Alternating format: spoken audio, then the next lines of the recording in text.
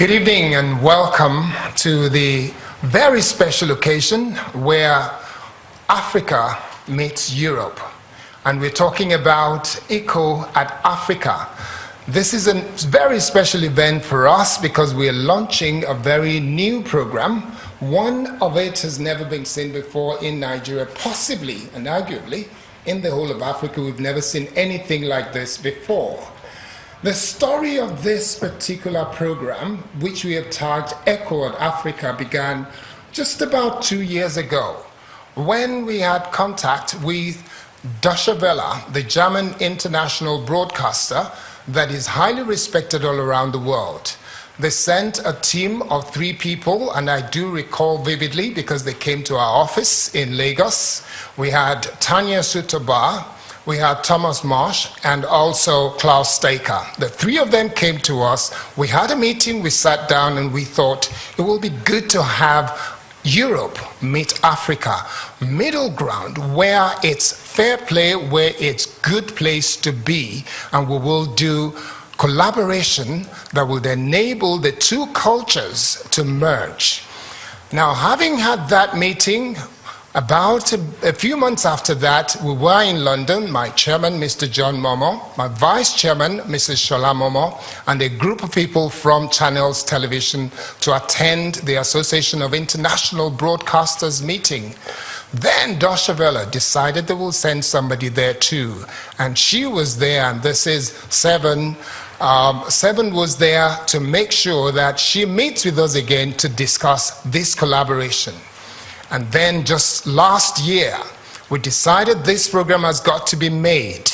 We had Manuela Kasper-Claridge and Petra Schneider. They visited Nigeria again just to sit down and say what kind of program will be the embodiment of the kind of collaboration that we wanted. So we decided it's got to be something that's not been done before in Nigeria, an environmental program, because we are aware of how important environment is to the future of this planet Earth.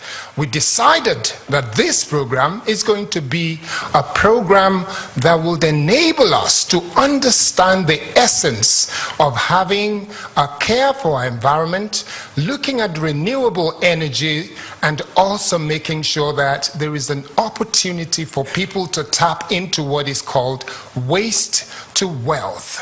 So that meeting created the program Echo at Africa.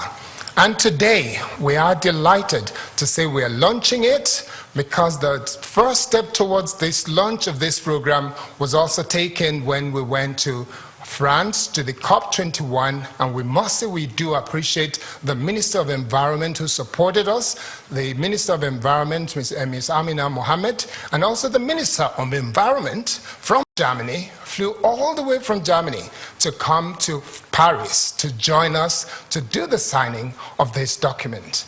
Now, having done that, we have started the program on the 2nd of April, this very month, 2016. Deutsche Welle launched the program on air, and Channels Television has done the same on Sunday the 3rd here in Nigeria. We've had 2 episodes of the program, and the 3rd episode for Channels Television will be on air tomorrow. The 3rd episode is being on air on Deutsche Welle, and we're delighted to say you are all welcome to a new way of discussing the issue of environment, making sure that people's understanding of it is such that they will be looking forward to every episode and they'll be delighted to be a partaker of what we've just created. So, the first person I'll be calling on this evening is my chairman, Mr. John Momo, OON, to give a short speech, and he will be speaking just right now. My chairman, Mr. John Momo, please.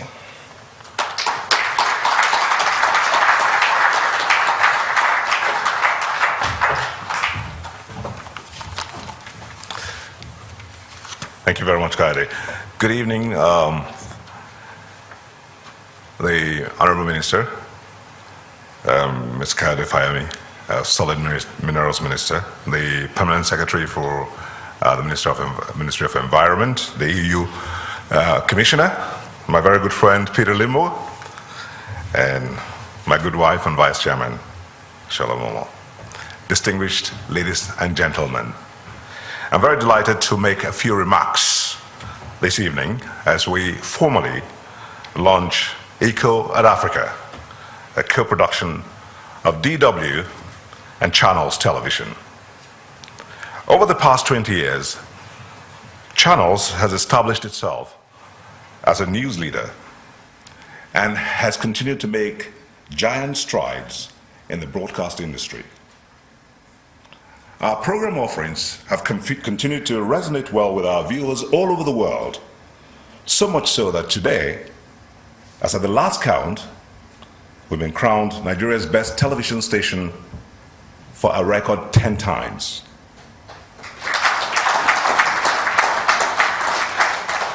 This, therefore, continues to serve as an impetus, a tonic for us to continue to design niche programming that will challenge the curiosity, intellect, and intelligence of our viewers to enable them come to the correct conclusions about what is true or real and help them to solve problems.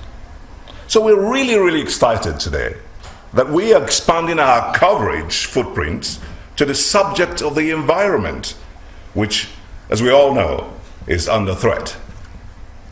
We're also familiar with the issue of global warming, which makes Africa's future less green.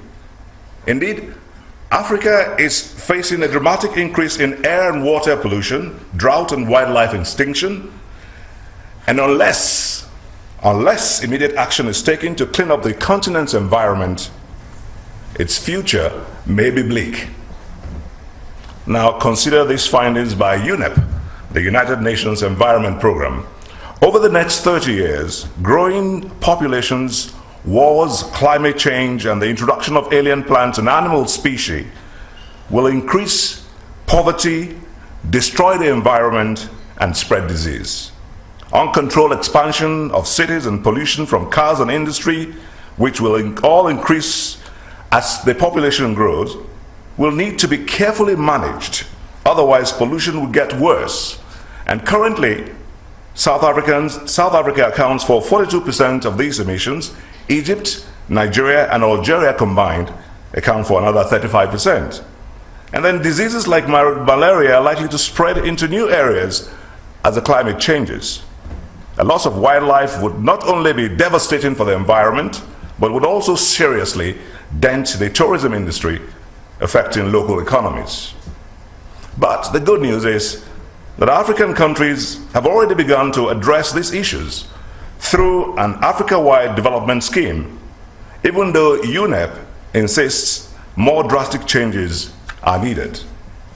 Here at home, I am encouraged by the leadership provided by the Honorable Minister for Environment and her team, and wish that she will get the much needed political support from the highest offices in government and wide engagement of public, private, and civil society institutions and the public in general.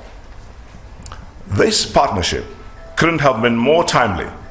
It comes at a time when the government is focusing intensely at a time on taking decisive steps towards implementing our environment policy process. So we are right on cue with the launch of Eco at Africa, and we are right on cue with DW. We at Channels are very proud to be collaborating with DW in this production, and together we'll use the program to assist in providing direction on the continent's intended action to address environmental issues affecting its people and the economy. I salute all our eco ambassadors. You are really true heroes, and we have a lot to learn from you all. Please keep the flag flying and the environment worth fighting for. Thank you very much for listening.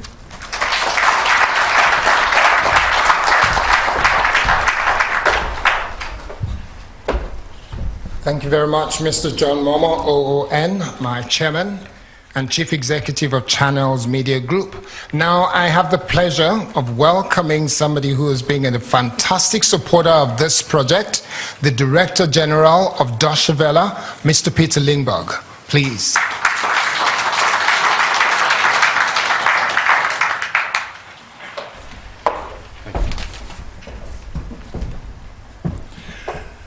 Excellencies, dear John, dear Ursula Momo, distinguished guests and especially distinguished viewers of Channels TV.